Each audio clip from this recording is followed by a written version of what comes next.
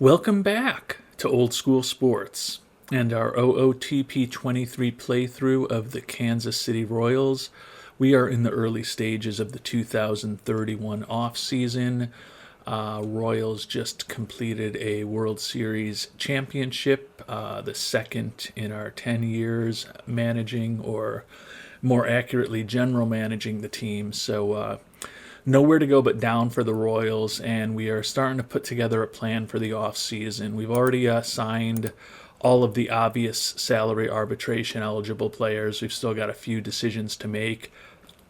I think we'll most likely try to trade away Will Bryan and Dylan Dingler.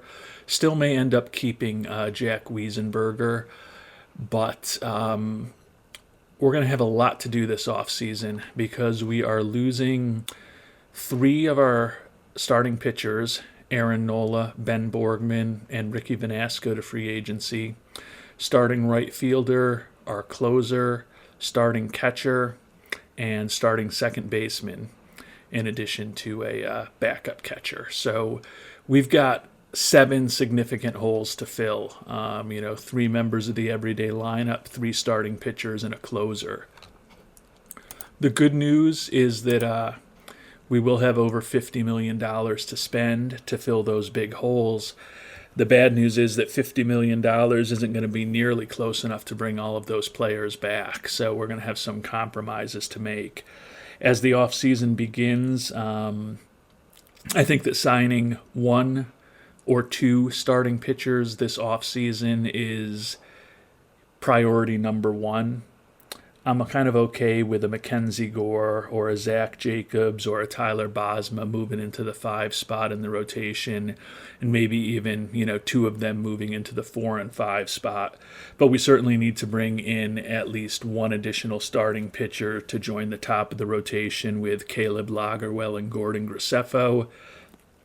Don't necessarily need to bring in someone who is tabbed as a closer, but we definitely need to bring in a pretty good arm in the bullpen, I think, to hopefully replace Hader.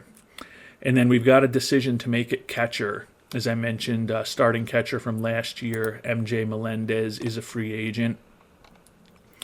We do have the 24-year-old Angelo Bolden, who is pretty good defensively, a good personality, and profiles as a decent hitter, who was our number 1 draft pick 6 years ago. Spent his first full season in the majors this year as the backup to Melendez, so he could certainly take over as the starter. So we either need a backup catcher or we need a really good catcher, whether that's Melendez or someone else who would start over Angelo Bolden. So we've got a little bit of flexibility there, but we know we want to sign a catcher. We still could look to sign a middle infielder. We will be losing Corey Seager, our starting second baseman, as I mentioned. That leaves us with Nicky Lopez at short and Ricardo Cabrera at second base. In a perfect world, I think I'd like Lopez to come back and play short because he's very good defensively. Bobby Witt Jr. will obviously be at third base for us. And I would really love Cabrera to be a super sub. You could see that he can play second, third, and short, all at a pretty competent level. He's a below average-ish major league hitter at this point. If we have to start him at second base, we will.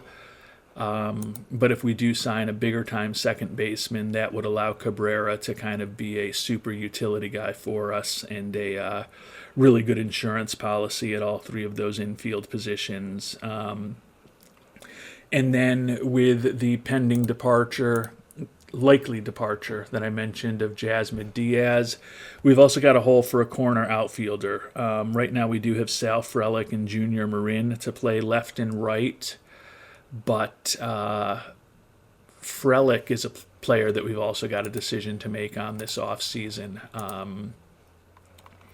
He's been a pretty good player for us over the years, but he's now wrecked physically.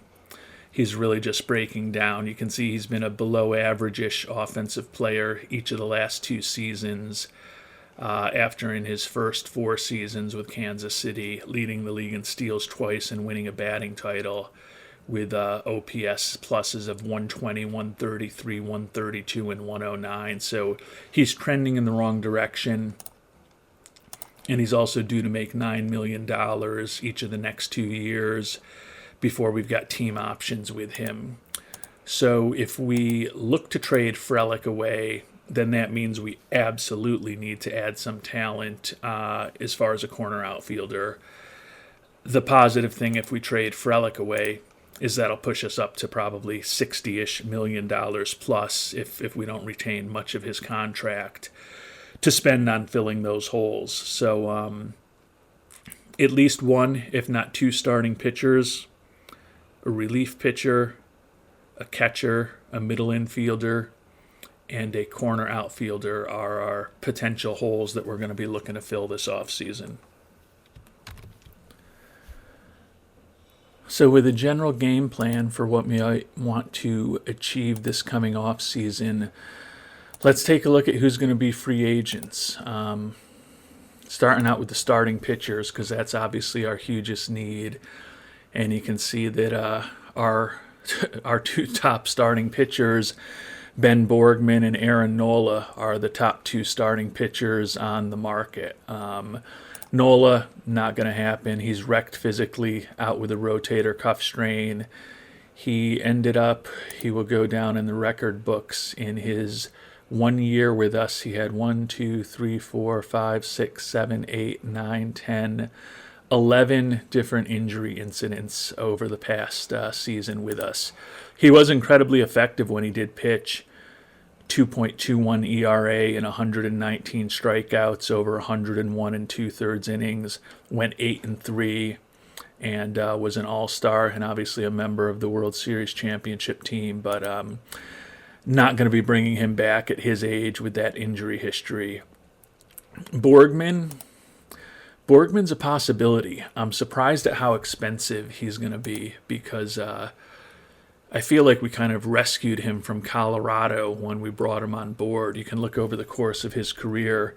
He put up a 93 ERA plus and a 98 FIP minus. We thought a lot of that was pitching in Colorado, and it seems like it was. Admittedly, a small sample size, just 68 and 2/3 innings with the Royals, but a 125 ERA plus and a 65 FIP minus with us.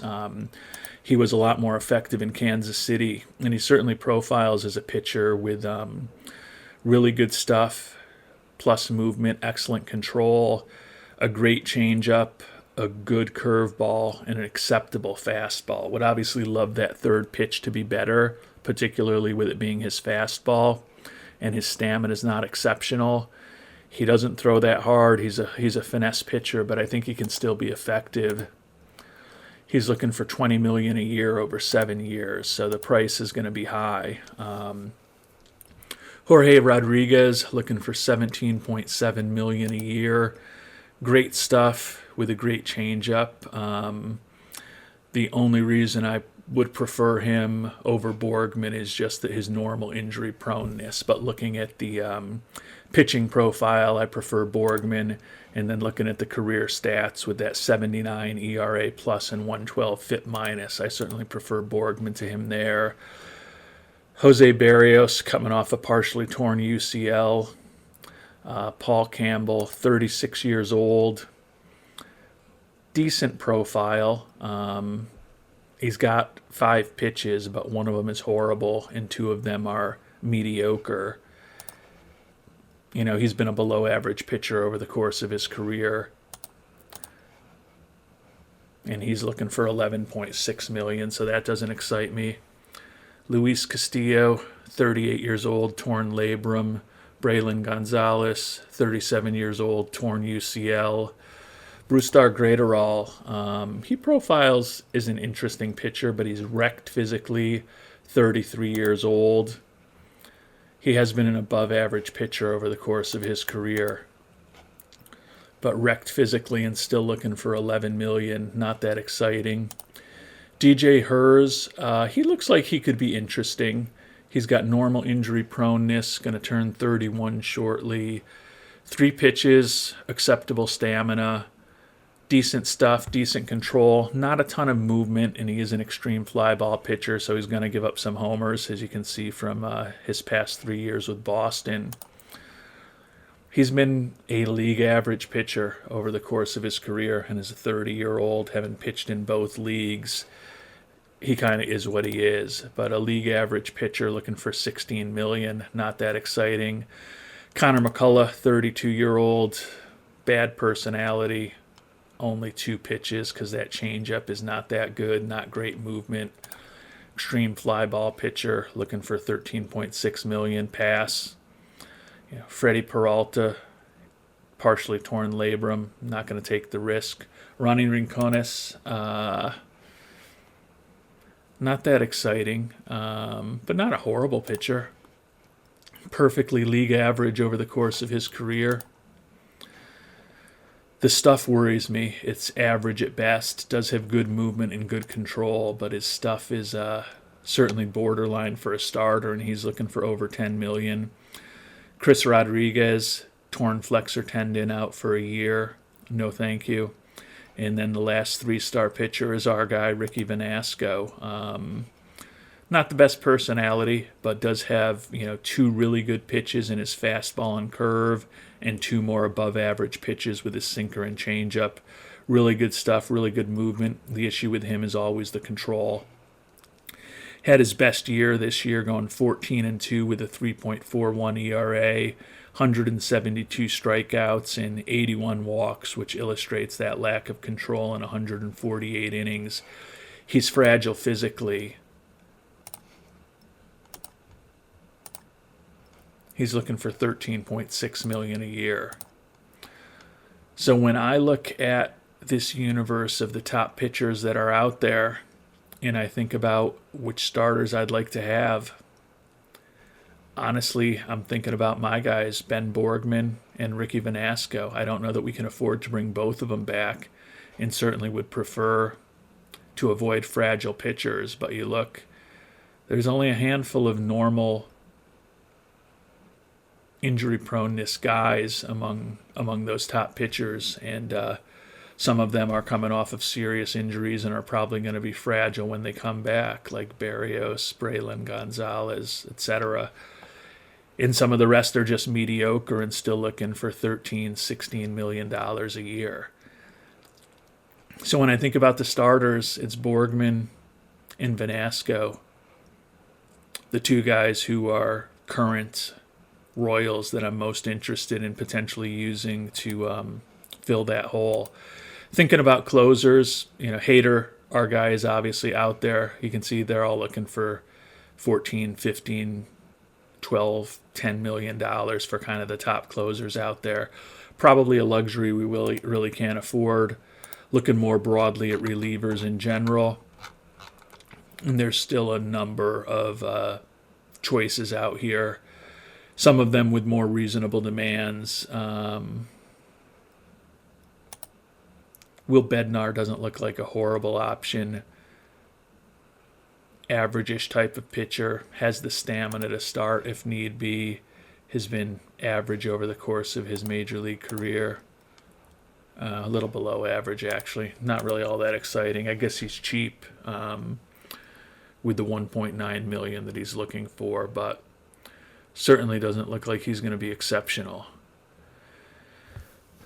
But we'll be able to find a reliever at some point. I'm not too worried about that. We can always pick one up in trade. We might be able to pick one up in the Rule 5 draft, so not going to spend a ton of time there. Turning to the everyday players, the 2 gems of the class are Juan Soto and Danny DeAndre. Probably won't be involved in either of them. Soto's looking for about $40 million a year.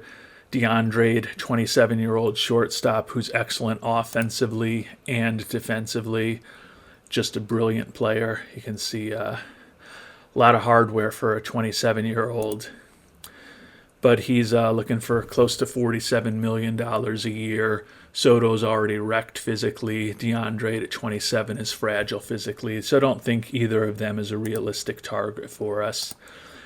Looking at the options at catcher, it's an interesting decision. There's a lot of catchers out there this year, including our guy Melendez, and his demand of around $15 million a year is actually with the exception of Tyler Soderstrom, the most reasonable. Soderstrom, though, not that great defensively and really not anything special offensively, so it makes sense that he wouldn't be looking for as much. But if we go for a frontline catcher, there's an argument to stick with Melendez. Now, in a perfect world, I'd like to bring on a right-handed bat, simply because Bolden and Melendez do both bat left-handed. I love Melendez's personality. I really like his glove. He's been a decent hitter over the course of his career. 109 OPS plus, 108 WRC plus, couple All-Star awards.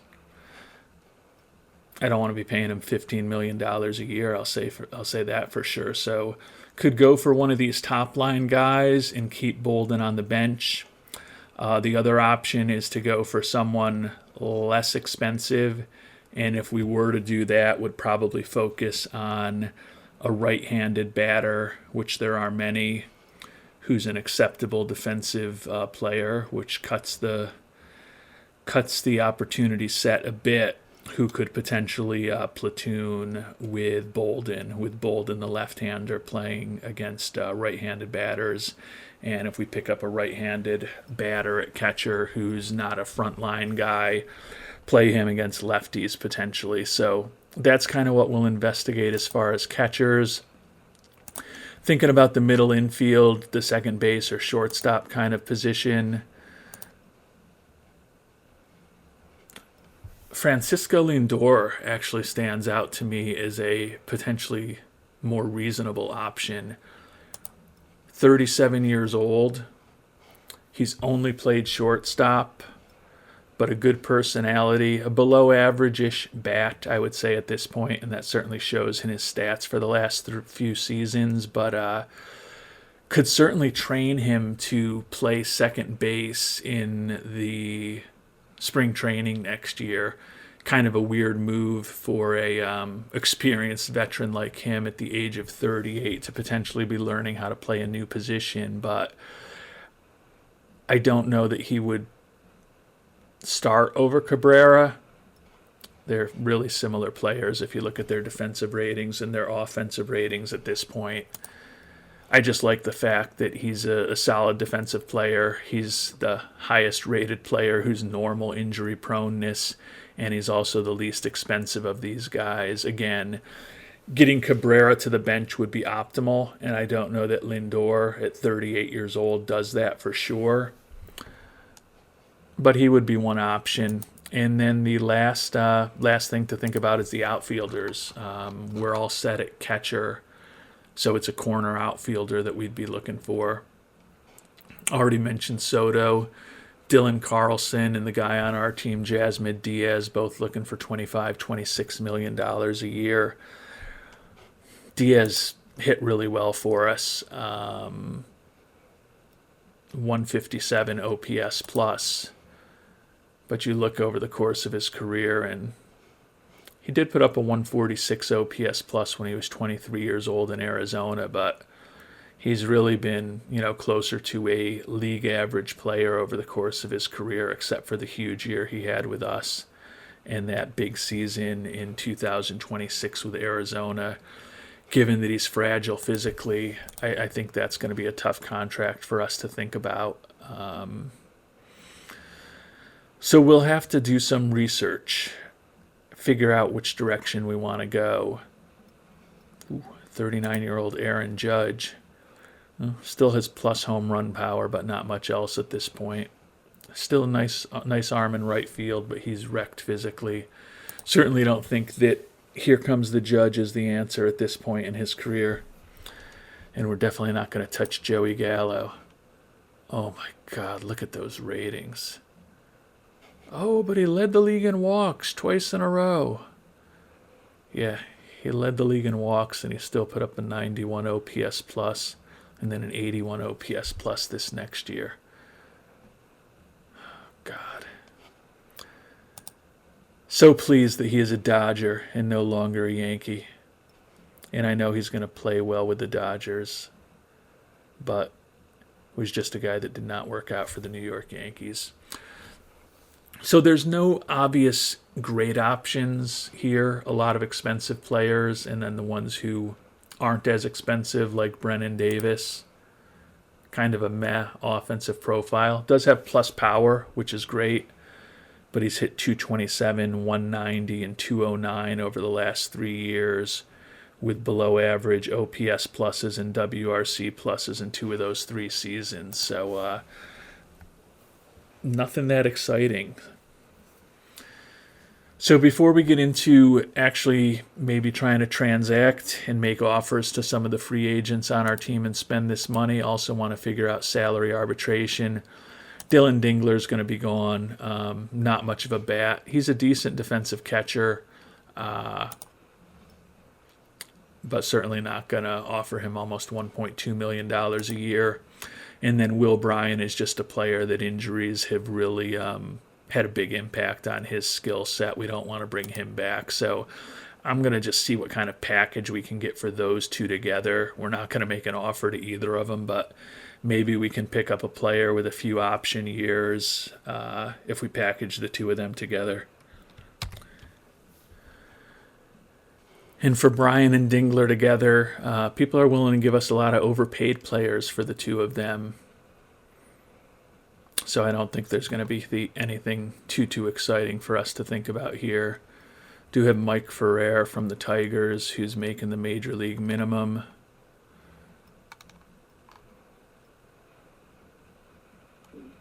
But yeah, not a lot. Our old buddy Shi-Tong Kin we could get. I'm guessing that means that he hasn't bounced back. Oof. Talk about a player who just fell off the earth. Hit 229 after we traded him away in Colorado in 2030 and hit the exact same 229 this past season. So he's hitting 229 with a 56 OPS plus playing in Denver. I'll never understand. You look at these scouting reports and you look at this guy. September of 2029. He looked like a brilliant player, and that wasn't even at his peak. Look at his peak in July of 2000. Actually, his probably peak was maybe early 2029, but he was as good a player as anyone in the game. Yeah, he did kind of peak as a 5-star player. June of 2029. And look at him now. Look at that rainbow of his deterioration. Just kind of sad what happened to Shi-Tong Kin, but glad that we were able to trade him away before we had to eat a ton of that salary. Certainly not going to take him back. Yeah, there's really not much of a market for Bryan and Dingler, and given that we're just going to let them go, I guess that's not surprising. People are just going to want to give us their overpaid players with long-term contracts for the two of them. So nothing all that interesting there. The other thing I do want to check on is what, if anything, we can potentially get for Sal Frelick if we decide to move on from him. I think that's a contract that would just be good to get out from. I can't imagine that it's going to be much different. I think, similar players, Tristan Casas, Shi-Tong Kin again. Then the Yankees apparently want him a little bit. I could see that being addition by subtraction at this point.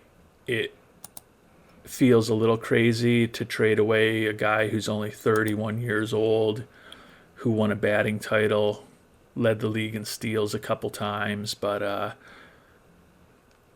you look at these OPS pluses and these WRC pluses over the last 5 seasons, and it's just a steady path downward with him, and he's wrecked physically now, and we've got him for the next 2 seasons at $9 million before we could get out of those team option years at $11 million.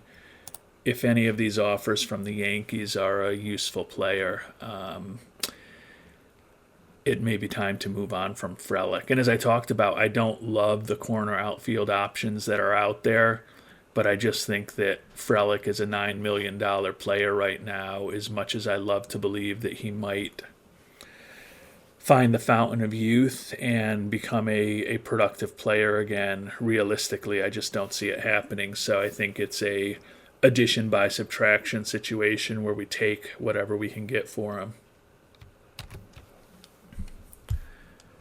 And I think there is one guy that we may try to center a deal around. Sal Stewart, 27-year-old first baseman, can also play third or corner outfield in a pinch. Not a great contact hitter, but does have a little bit of power, acceptable eye. But he's got 2 option years left. We certainly don't need a first baseman with Alex Vasquez and Juan Palomares on the team. But he seems like a guy who could be organizational depth, be a 5th outfielder for us in a pinch, or a backup corner infielder for us in a pinch. And the fact that he has 2 option years left at least lets us stash him away in AAA for the next couple seasons if need be. He was respectable with the Yankees this year, 238 batting average and 16 homers and 387 at-bats. Basically a league average offensive player.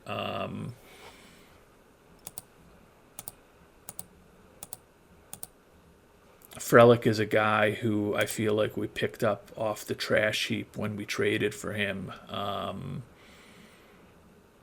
he's had a really nice career for us. We didn't give up much at all for him. Actually, we did give up something for him. I forgot we gave up Juan Yepez. Yeah, Juan Yepez has had a nice career since we gave him up. He's making a lot of money. But this was in the scope of decisions that we've made. You know, Juan Yepez has had a couple big years since we gave him up. Actually, he's had a lot of big years. And he had hit pretty well with us. But at the time, Frelick was younger. And I mean, like I said, Frelick has led the league in steals twice and won a batting title with us. He hasn't been horrible. But Juan Yepez over the course of his career has certainly been better with a 122 OPS plus, 123 WRC plus. Still has that normal injury proneness. So that was definitely a trade that really didn't work out for us. I had forgotten we gave up Yepez for him. That was more than I had thought.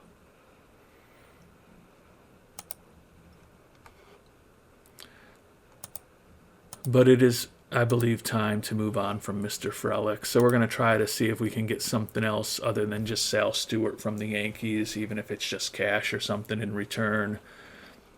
If we add in Dylan Dingler, they'll take Dylan Dingler off us. Maybe we can get more because of that. Does Will Bryan have any value for them? Yeah, let's do it too. Let's see if we can just package all these guys up and maybe get a little more for Stewart.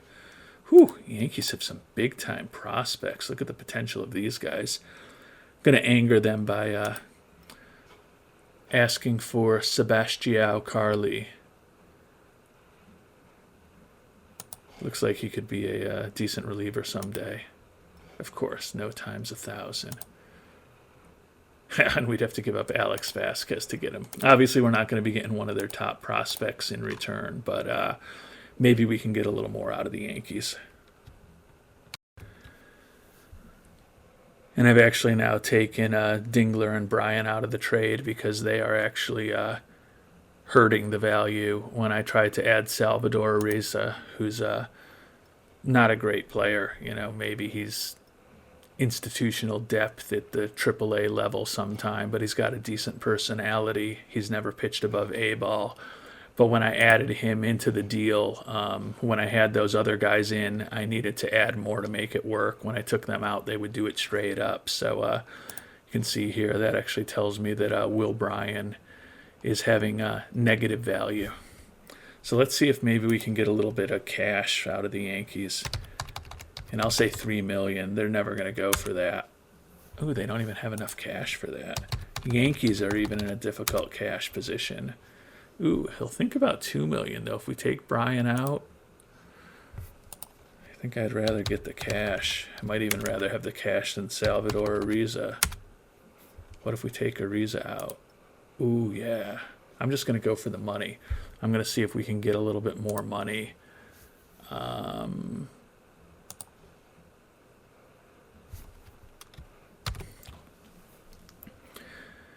after playing around with things, we can still get Sal Stewart, and we can get the Yankees to throw in $2.9 million if we take Ariza out of the deal.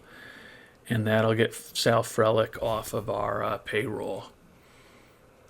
Kind of funny trading Sal for Sal. What are the odds of that? Sal Stewart, if we do have to have him on the roster this year as a corner outfielder, is still not as good as Sal Frelick is right now. You know, you look at Frelick's offensive profile, and he still should be an above-average offensive player. He's still got really good speed. Oh, and actually I've been looking at OSA ratings rather than my scout ratings, which doesn't help. But you just look at the production. He's had exactly 1,000 at-bats over the last 2 seasons, and he's been a below-average offensive player both years, at least in terms of OPS plus and WRC plus, and he's wrecked physically.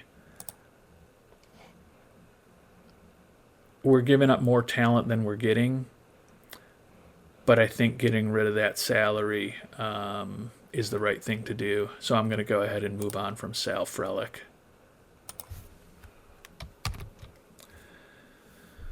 So now with the departure of Frelick, we've got over $60 million, in the neighborhood of $60 million to spend. Now we've potentially opened up another hole on our team, but as I said, felt like we needed another corner outfielder anyways. Now with the loss of Frelick, in addition to the loss of Diaz, certainly need a corner outfielder now with just Marin on the team among those 3. But it gives us more financial flexibility, and we're out from under that Frelick contract, which I think odds are was just going to turn into a more negative thing.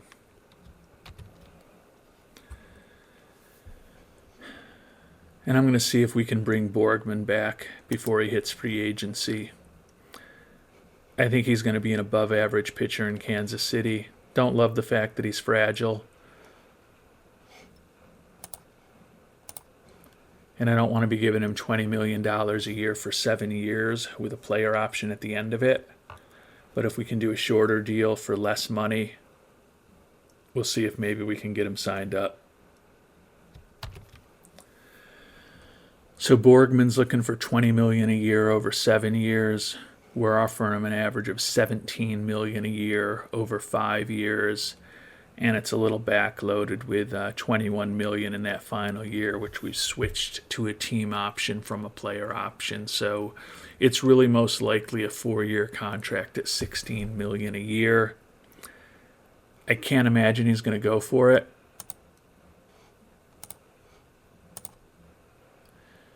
Nope, he still wants 7 years. He has dropped his ask a little bit. Still wants that player option at the end. So we're going to have to up the ante. This probably won't get it done either. We're now offering him an average of $18 million a year over 6 years. So we did put in an extra year, and we've increased the average value by $1 million from 17 to 18, but still have a team option in the final season and still have it backloaded a little bit for that year that we're unlikely to exercise. So we're still $1.8 million a year from what he's looking for. We took out the no trade clause he wanted. We took out the player option in the 7th season, which we also took out. So I don't think this is going to work, but I don't want to overpay.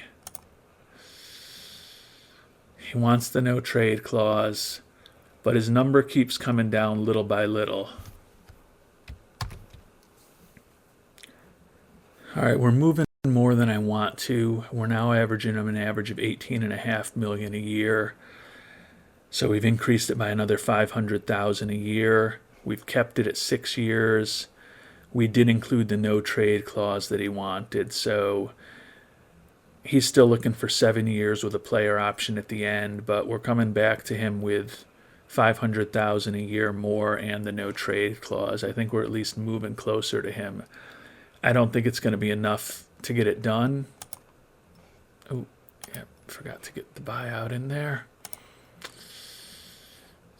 He's down to 6 years now, which is good. But he's still insistent on that player option and more money. I think we're going to have to get the team option in there, we're going to have to meet him with more money.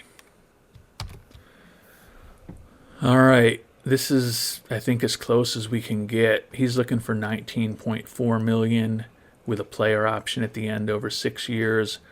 We're now offering him an average of $19 million for those same 6 years. But it's a team option in the last season, and the salary's higher in the last season. So it's really a 5-year, $90 million contract unless he's just pitching brilliantly by the time he's in his early to mid-30s. But we're getting close to the money he's looking for. And that moved him in the wrong direction. He's really insistent on that player option. Ugh. Don't know what to do.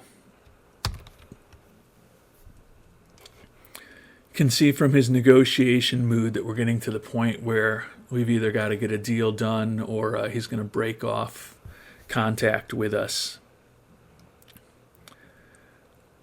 I've got the player option in there now, which I really didn't want to do, but I've cut it down to 5 years. But I am giving him $19 million a year, and it's not backloaded anymore. We'll see what happens. Nope, he's getting into a foul mood. He wants $19.8 million a year, wants that player option in the final season. Got one last chance to make this right. And before I spend any more time coming back to him on this, let's see what Ricky Venasco is looking for. I don't want to sign him for the long term, that's for sure, but he's looking for a lot less money, $13.6 million, but he is looking for 6 years with a player option. But if I can get Venasco back for less money and fewer years, maybe that's the way to go instead of Borgman. I don't know. I don't love either of the contracts that I have to give out, but we need some proven starting pitchers, and obviously both of these guys were just key contributors in the starting rotation to a team that just won it all. So bringing one or both back would not be the worst thing in the world, given that the third guy, Aaron Nola, we're definitely not going to bring back. And we're definitely lowballing Venasco. He's looking for 6 years at $13.6 million a year with a player option. We're offering him 5 years at $10 million a year with a team option at the end. Actually, that's not going to get it done, and I don't think this will get it done either. But I don't want to insult him to start off the negotiation. So we'll up it to $11 million a year average, but it's definitely it's backloaded with that team option in the last year. But at least optically, it sounds like a better deal. Not quite good enough. Came down to $13.4 million. He is down to 5 years now, which is positive. Still wants that player option, though, which is not great. All right, we're coming back to Venasco. 5 years, switched last year to a team option. We've increased the average annual value $1 million to $12 million a year. I don't think this is going to get it done. Ooh. Not horrible. He's been an above-average pitcher over the course of his career. It would really be a 4-year deal at $11 million a year. Don't love the fact that he's fragile, and don't love the fact that he doesn't have great control, but everything else about him is pretty decent. So we're going to go ahead and submit that offer to Venasco.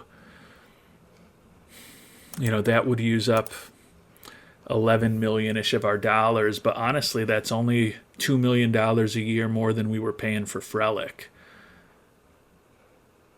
So I don't think that's horrible if we're able to bring Venasco back at that level before he hits the open market.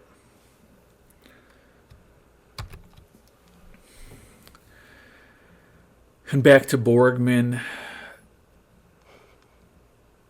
His current negotiation mood is not good.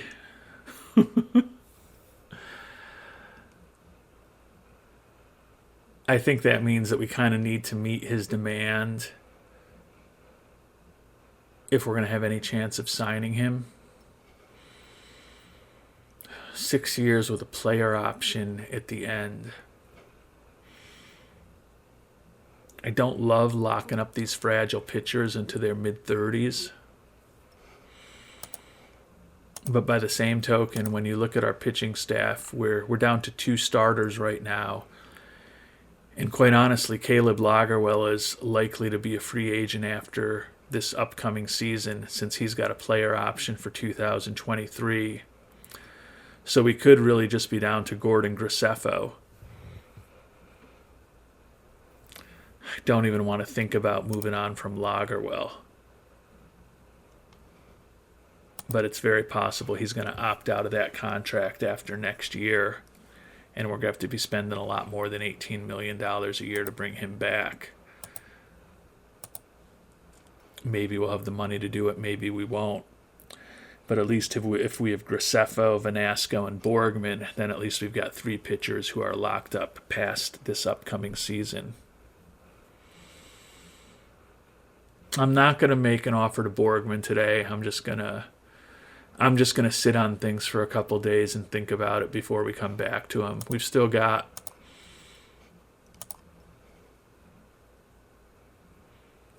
over 2 weeks till the free agency filings happen, so we've got time to re-engage with him after we see what happens with Venasco, and maybe after we decide what to do with a couple other positions. And the Gold Gloves were just announced. Bobby Witt Jr., as he has quite often, won a Gold Glove at third base. And MJ Melendez, who we're thinking about departing from, won his first Gold Glove award this year. Probably makes his salary demands even higher. Danny DeAndre, who's going to be that massive free agent this offseason, just won another Gold Glove award to go with his excellent bat, 8.5 WAR last year. He's going to be making a lot of money from somebody.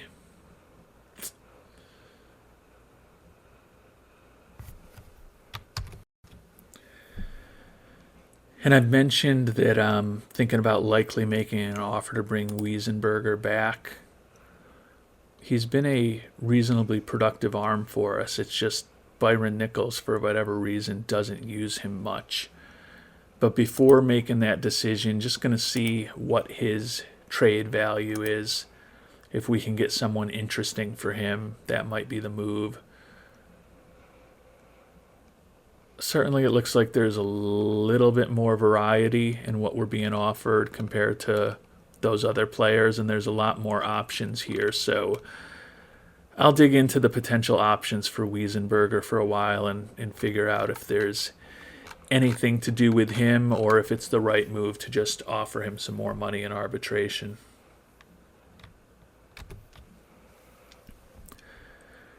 Really, although there was a wide variety of offers for Wiesenberger, nothing all that compelling. The most interesting, I thought, was Rubio Angelis from the Red Sox. He's a versatile defensive player. He can play second, third, or short. You know, you don't want to play him at shortstop, but you could.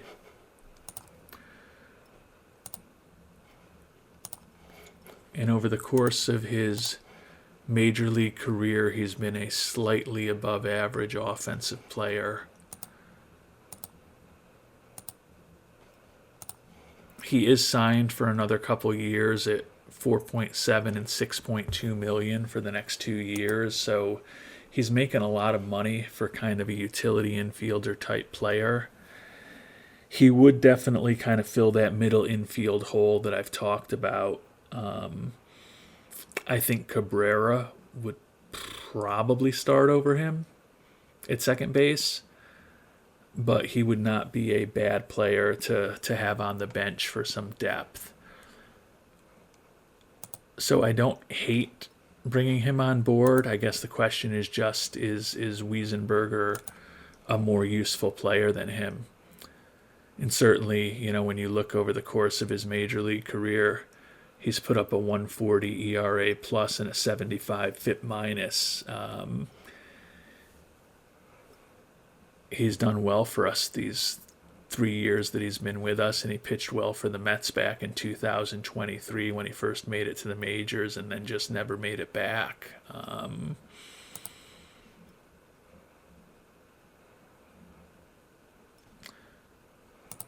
I think if I can get the Red Sox to basically take on all of Angelis' contract, or a huge portion of it, I would do the trade just in terms of saving money.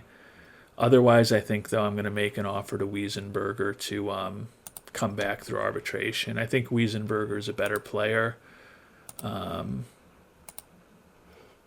Yeah, they're definitely not going to take 100% of his contract. We'd have to add in Vasquez to get them to do that. That's not going to happen. Even if we got them to take 50%, yeah, they still want us to add in a pretty good player in return. I don't mind Angelis. I think he's realistically probably as good as anybody that we're going to be able to pick up for that kind of money in free agency. But if we bring Wiesenberger back and then we bring on Venasco, then we've got a decision to make with Borgman. But honestly, if we bring all three of those guys back, we probably don't need to spend any more money on the pitching staff once real free agency begins.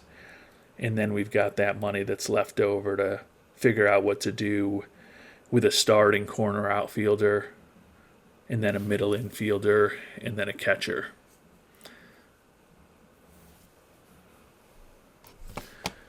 So I think we'll go to salary arbitration.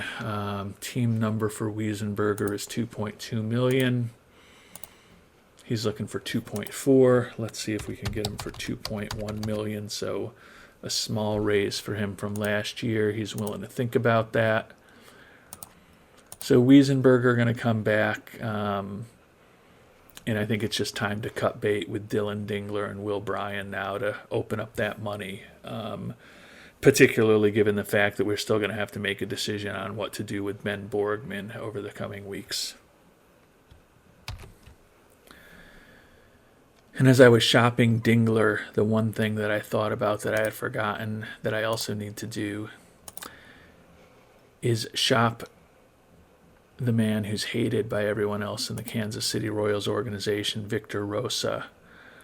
We definitely can't bring him back next year. Every time we sent him down to the minors this year, the rest of the team told us how happy they were that we had gotten rid of him. So need to figure out whether we can get anything for Victor Rosa here. And there actually is a lot of different options to look through.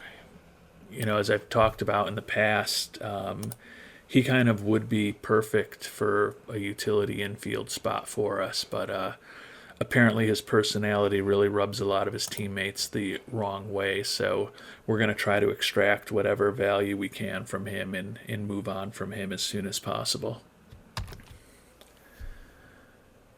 All right, there was a lot of quantity offered for Rosa, but not a ton of quality.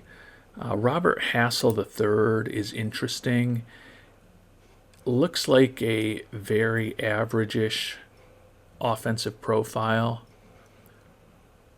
He's a corner outfielder, which we need now after losing Frelick and potentially losing Diaz, most likely losing Diaz.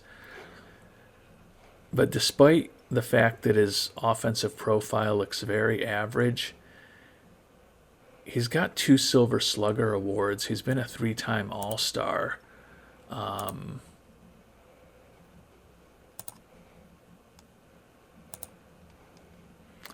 he's definitely, not as good as he used to be. And he's making a ton of money, $15.2 million next year. But if the Padres were willing to, even with this batting profile, he still put up a 119 OPS plus, 119 WRC plus, and a 2.3 WAR last year. If the Padres were willing to eat almost all of that contract, I would certainly trade Rosa for him. I have a feeling they're not going to be willing to do that, though. Yeah, 80% of the contract is an insult. Have to give them Lagerwell or Witt Jr., so yeah, that's not going to work. I didn't think it was, but hey, you shoot your shot.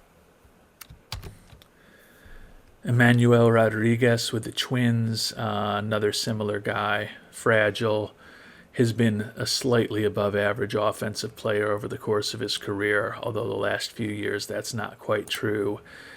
On a good team, he's a fourth outfielder. He's going to be making $11.7 million next year. Again, if I can get the Twins to eat most of that contract and we can basically get him for almost nothing to replace Rosa, given the gap that we have in the outfield now, I would do that. I don't think they're going to be retaining a lot of his contract happily. They're at least willing to take people with 80% of his contract, but they're all really good people. I only want to do it if we can get it for free. And there's one last interesting option, and this one will obviously be very familiar. It's Rubio Angelis, who we'd been talking with the Red Sox about before. He's back on the trade block. His contract is not as big as those other guys, but still $4.7 million and $6.2 million for the next 2 seasons. Would like to get them to retain some of that, but he could be a utility infielder for us. I'm guessing they won't take 80%. Yeah, back to Vasquez if we need them to hold on to 80% of it. I mean, his contract is not so bad that I won't think about doing 60%. 60%, they're looking for big-time players from us. I wonder if Dylan Dingler has any value to them. Nope, he's a negative. And we'll think about Will Bryan. I'm guessing he's a negative too. Yeah, those guys, adding either of them into the deal just makes them want even more. So wonder if we've got a prospect that we don't love that they might have a little more interest in. I'll give it a little bit of thought, but I'm not going to go crazy trying to make a trade for Rubio Angelis.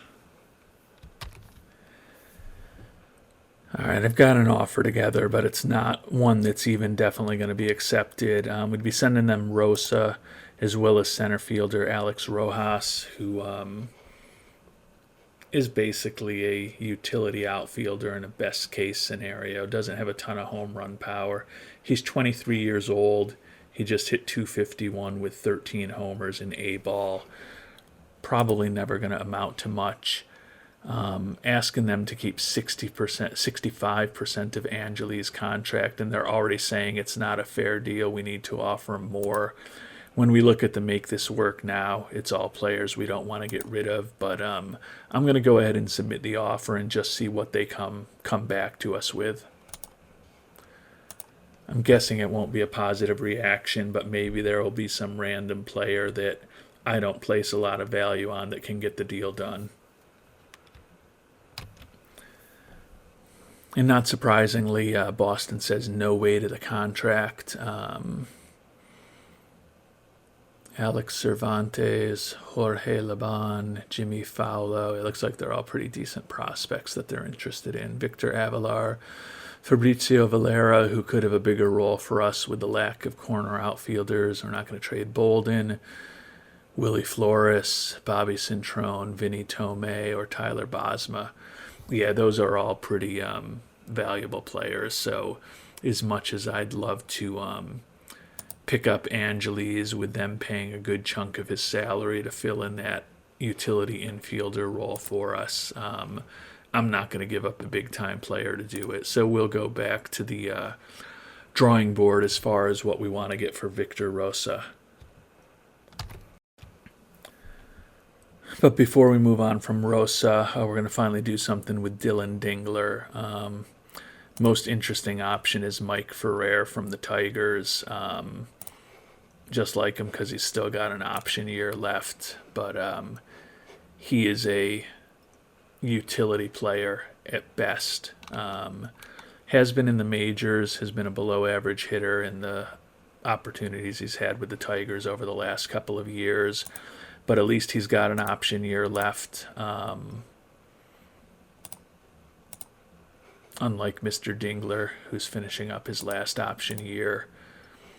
So we're going to go ahead and try to piece something together with Ferrer. Obviously, we'll try to get a little more out of the Tigers like we always do, but it's going to be addition by subtraction, quite honestly. And in addition to Ferrer, we can get $800,000 for Dingler from the Tigers. So we are going to go ahead and complete that trade. So no need to worry about Dingler now in arbitration. And quite honestly, we are going to waive and DFA Ferrer. I don't want to even be spending the major league minimum on him. I like the fact that he has got an option year left, but we're going to see if we can put him through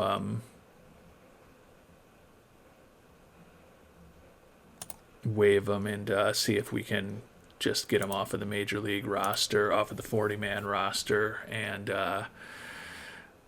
save a little bit of extra money.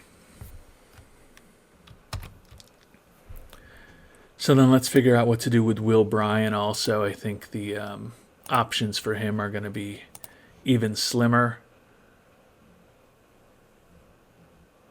It's the usual suspects: Tristan Casas, Gunnar Henderson.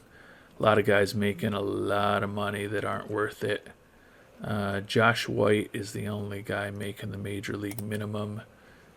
He's basically a borderline useless relief pitcher, and he's out of option years, so that's not really a good option for us. Johnny Perron, left fielder. Another corner outfielder. Last option year also. Might do the same thing with him, though. He's headed into arbitration. Yeah, don't want any part of that. I guess we could... no.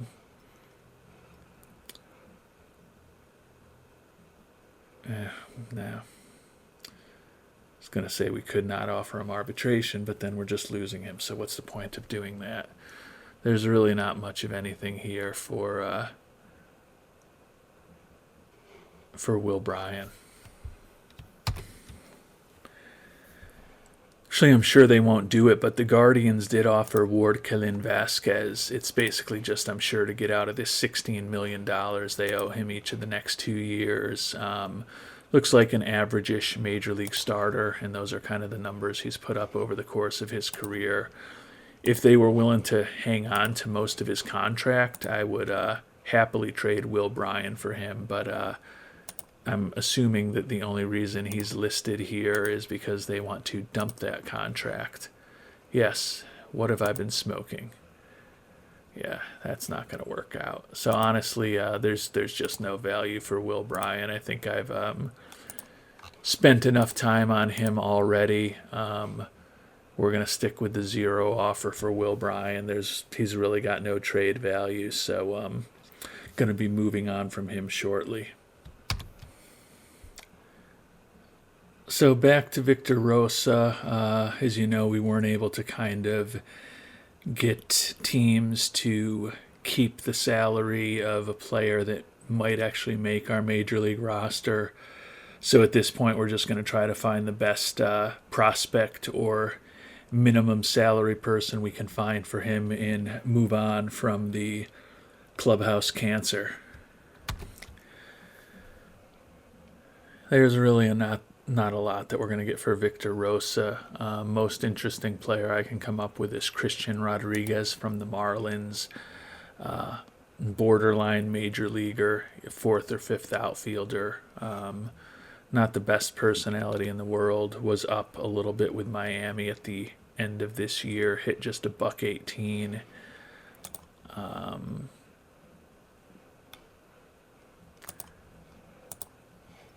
But he does still have 2 option years left.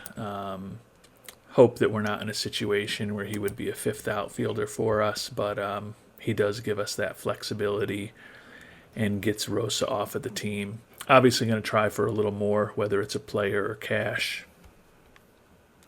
We'll let you know how that goes. Yeah, we can't get much more. We got them to potentially throw in $100,000, and then also a reliever, Chris Flores, who is never going to be much of anything, but he's got 3 option years left. A little bit of organizational depth. Doesn't have a bad personality. Actually could start in the minors in a pinch with the 3 pitches he has. So just a respectable player, but there's no guarantees that they'll even do that deal. But we'll go ahead and submit it to Theo Epstein with the Marlins and see what he thinks of that offer. And just checking in on the awards, reliever of the year was named today. Reed Golleman, former Kansas City Royal, won the award for the Yankees, had a brilliant year, 34 saves, 1.16 ERA. Our closer, Josh Hader, finished second in the voting.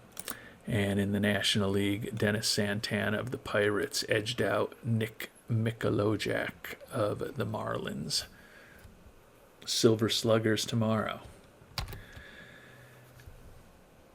And we got the 2 Gold Glove Awards with MJ Melendez and Bobby Witt Jr., and it looks like the Royals got 2 Silver Sluggers, Alex Vasquez, not surprisingly at all, and then Jasmine Diaz, the right fielder, who is a pending free agent potentially, assuming we don't do something to rectify that over the next week and a half or so. And things starting to happen today. We did get Ricky Venasco signed to that extension. So although he's fragile, he will be back with us next year. So we do have 1 starter locked up. Over the course of his career, he's put up a 114 ERA plus, a 90 FIP minus, 3.58 SIERA. Has been our closer at times, has been an important member of the starting rotation at other times. As I talked about, it's really a 4-year contract at $11 million a year. Pretty unlikely that we're going to be exercising that team option for $16 million in the 5th season. So $4 million a year, 4 years, $11 million a year for a player who should be above average starter. Not a bad deal. Happy to have him on board. And perhaps a bit surprisingly, the Marlins actually agreed to that deal. So we're going to get Victor Rosa off of the team, bring on Christian Rodriguez, the pitcher Chris Flores, and also get a little bit of cash in return. So we are going to go ahead and complete that trade. And you can see here, good that we got rid of Rosa. Once again, we hear Clubhouse secretly appreciates that we got rid of him. Few are complaining that he's gone. Negative influence in the locker room. So good to have him gone. And also very good to have Ricky Venasco back. So we've got 1 starter locked up. And you can see with the departure of Sal Frelick on that trade, still have about $50 million to spend. And Rookie of the Year in the American League, Jack Lowe of the Guardians, had a real nice year, hitting .322, 24 homers, 78 runs batted in.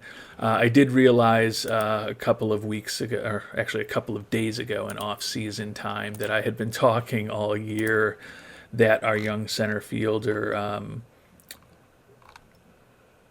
Angelo Velasquez, was likely to win Rookie of the Year, and I think he would have, except I ignored the fact that he did have 170 at-bats when he came up towards the end of 2030.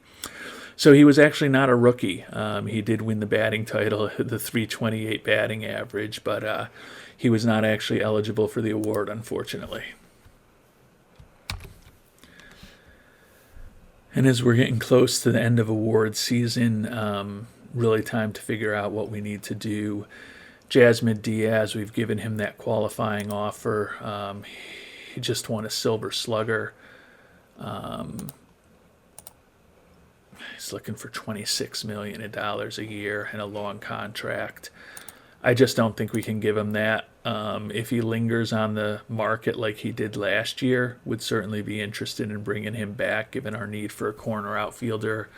But I don't think it's the right time to do it here.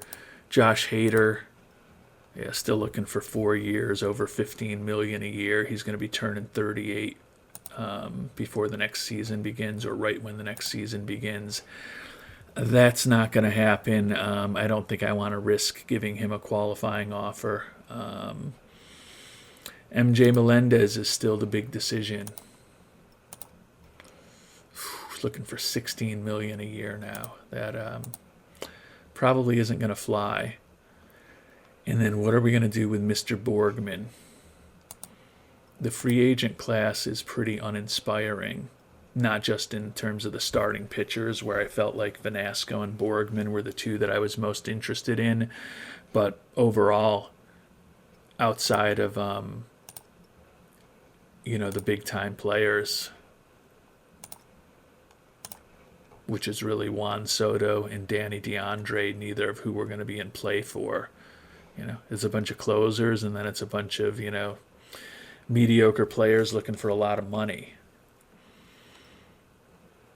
So I think I'm going to re-engage with our friend Ben Borgman. And he's still pretty sour on our conversations, so we're probably going to have to give him what he's looking for.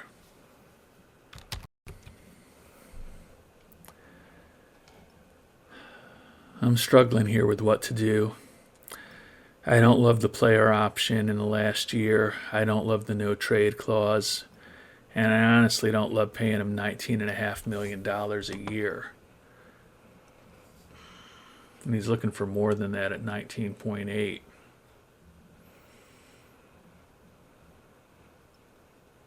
But I think he's going to cost more if he hits the open market. And there's no guarantee he signs for this, because it still is $300,000 a year less than he's looking for. But we'll ask for the response. He's willing to think about it. Question is whether I want to submit the offer. Obviously, if I don't, that will totally ruin the relationship. I know that clicking submit offer on this contract for $19.5 million a year for 6 years for a fragile pitcher is going to enrage some of you longtime viewers. But I got a soft spot for Borgman. Let's see if we can bring him back. And we did get Wiesenberger signed through arbitration, signing a bunch of minor leaguers. Also, the Rangers willing to offer us a decent reliever for Jimmy Fowler, who's a pretty good third base prospect. Don't see any need to do that. Byron Nichols, another Manager of the Year award. Boy, since we promoted him from bench coach to Manager of the Year, he has been exceptional. 6 years as our manager, 5 playoff appearances, 2 World Series championships, and now 4 Manager of the Year awards. So he is off to a brilliant start in his managerial career. He's 68 years old, so he had to wait until he was in his 60s till we gave him that shot. But he has done a pretty good job.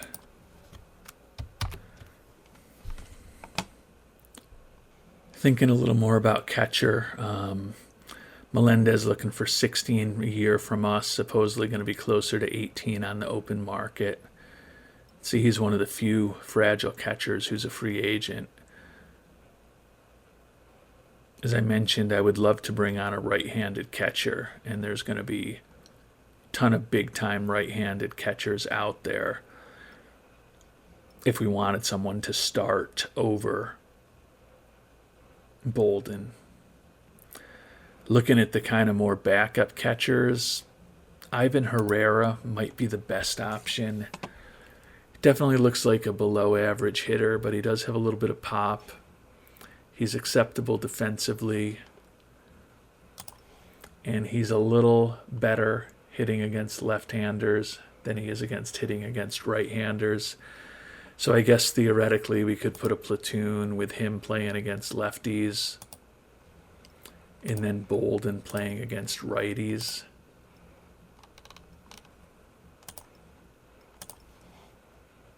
Where Bolden is definitely more effective. And actually, sadly, Bolden is not that effective against left-handed pitchers, even though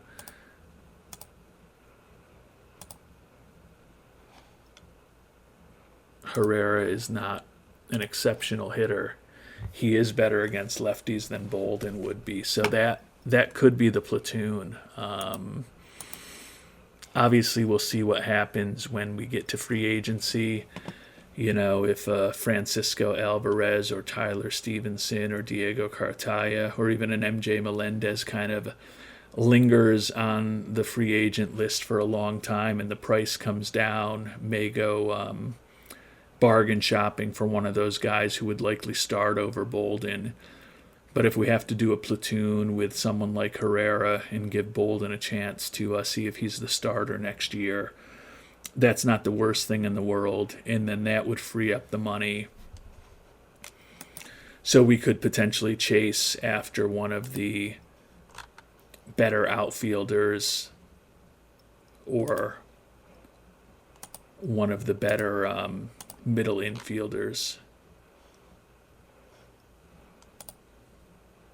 Ketel Marte could definitely be interesting. He would certainly be a better bat than Cabrera at second base and would let Cabrera move into that utility role. He's 38 years old, but still a decent offensive player. I don't know that we want to be spending $23 million a year on him, but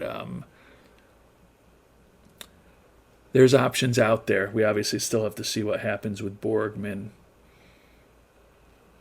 but I think we're getting close to most of what we're probably going to do before free agency. The big question is with Melendez looking for $16 million a year now in 4 years, whether we risk submitting the qualifying offer to him. I don't want to be paying MJ Melendez $19 million next year, but I'd love to pick up an extra draft pick if he signs with somebody else. That's a tough call, though. Cy Young Awards announced today in the National League. Anderson Paulino of the Braves, 14-4, 256 strikeouts and 201 and a third innings. Led the league in FIP and WAR for pitchers with a 7.2. It's funny, I kind of thought when we were going up against Coleman Crowe of the Padres that he was going to win the Cy Young Award after leading the league in wins, ERA, and WHIP. But he ended up finishing third in the voting. And then over in the American League, Javi Tamayo, who we did go up against from Seattle and who I did think was going to be the Cy Young Award winner, ended up winning it easily. 18-3 record, led the league in ERA, WHIP, FIP minus, and WAR for the American League. You can see our guy Aaron Nola finished fourth in the voting in his 1 year with the Royals. So he was incredibly effective. He just didn't pitch a ton of innings for us. And on to the most valuable players, Fernando Tatis Jr., who has had just an incredible career. Look at all those MVP awards. Wow. Things going obviously better in this sim for Fernando Tatis Jr. than they are in real life. I mean, look at this run. He's led the league in home runs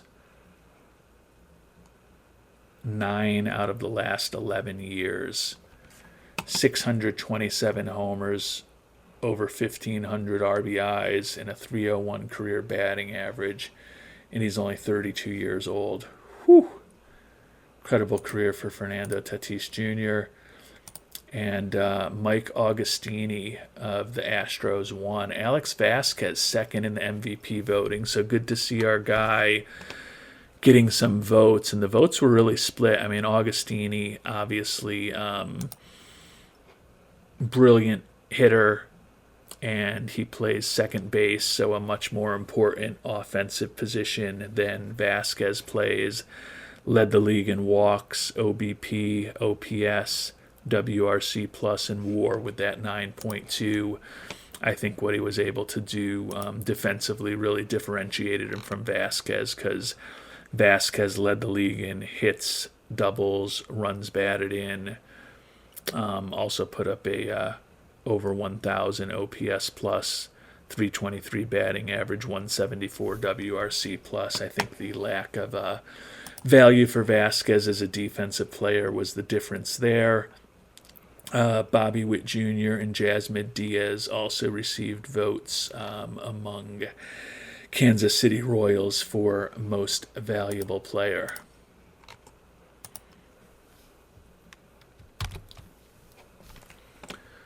So we are now through award season. Basically just waiting to hear what happens with that contract offer to Ben Borgman. And then we're still going to check in one last time with MJ Melendez and Jasmine Diaz, see exactly what they're looking for. I guess we can check in with Seager and Nola, but I'm certainly not going to, I don't see us offering them. Yeah, Seager, 37 years old, looking for $21 million a year over 4 years. He's wrecked physically. And Nola, who's also wrecked physically,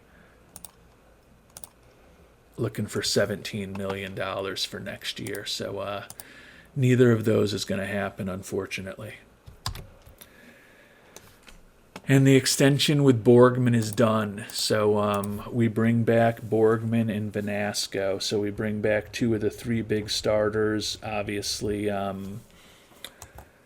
that means we've spent about half of the money that we anticipated having in free agency. But with those two back and the fact that we did make an offer to Wiesenberger through arbitration and got him signed, means that we probably don't really need to do much of anything to the pitching staff when free agency hits, and we can just focus on a corner outfielder, a catcher, and a middle infielder. And as I've talked about with all of the, well, corner outfielder, we need someone who can start most likely, but middle infielder and catcher, we kind of have the flexibility to either look for a starter or look for a backup. You know, still got $30 million-ish to make that happen. So we'll see how things go over the next few days. I'd love to bring Jasmine Diaz back, but I think he's just still looking for too much money. Yeah, 26+ million a year, not going to happen. And MJ Melendez, still looking for $16 million. We're not going to give him that much. So the big thing to think about is, do we want to give the QO to Melendez?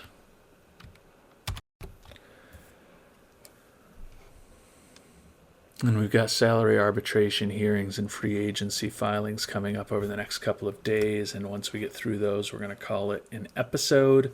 Thank you for those who have listened to me drone on for this extended look at what we're doing with the team, even though we really haven't covered much in terms of actual game time.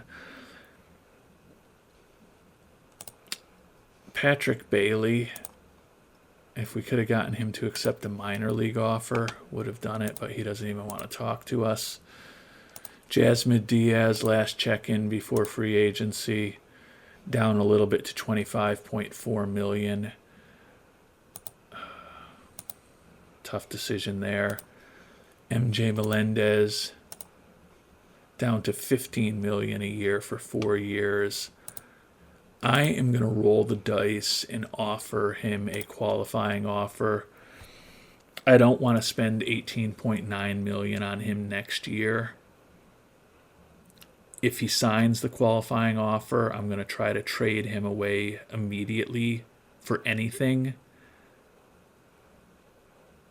But given that he's looking for a longer-term deal, even though the dollars for that 1 year are more than he's looking for, I think there's a chance he still hits the open market and we'll get a pick for him.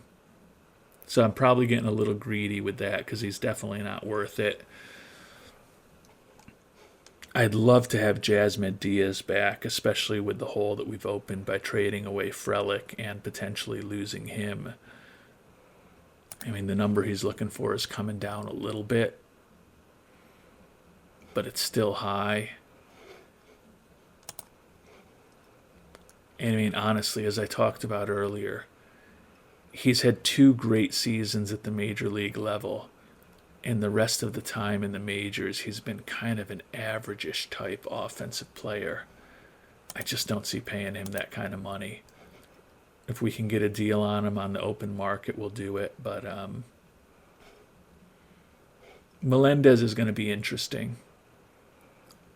I think he probably accepts the QO at $18.9 million instead of going out onto the open market and trying to maybe get $50 to $60 million over 4 years.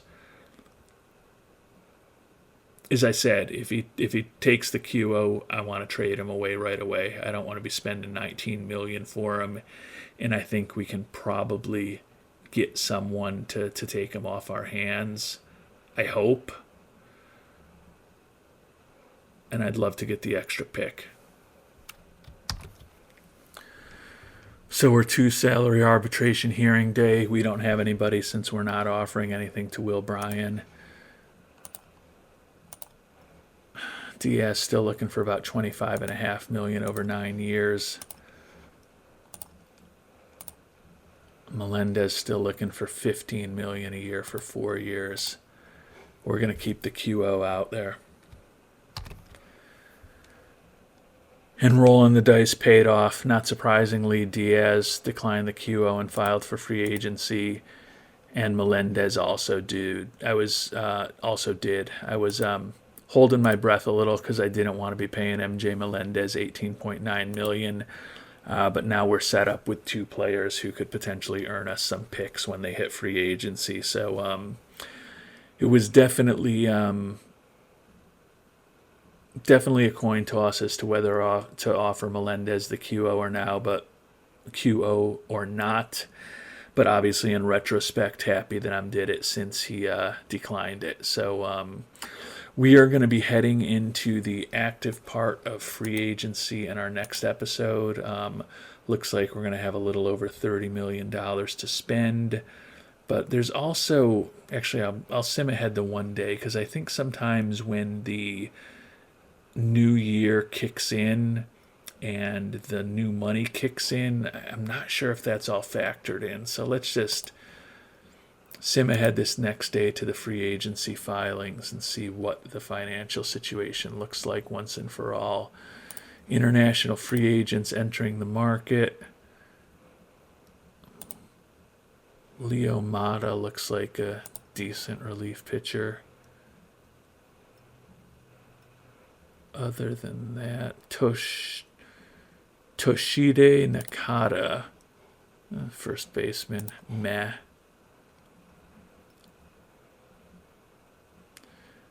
Nothing too exciting. Bobby Moreno's young.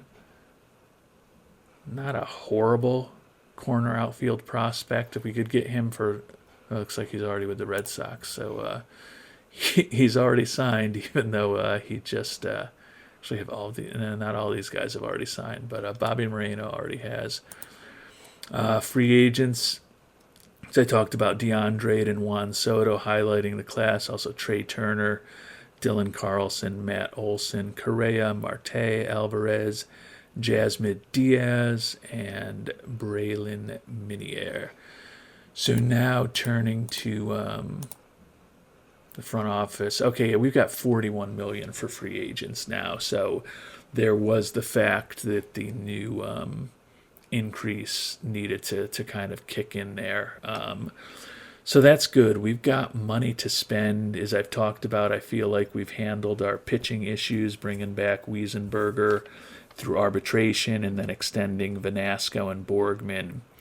So in our next episode, we need a starting corner outfielder, and then we need a middle infielder and a catcher also. So we will be focusing on trying to fill those positions the next time we get together.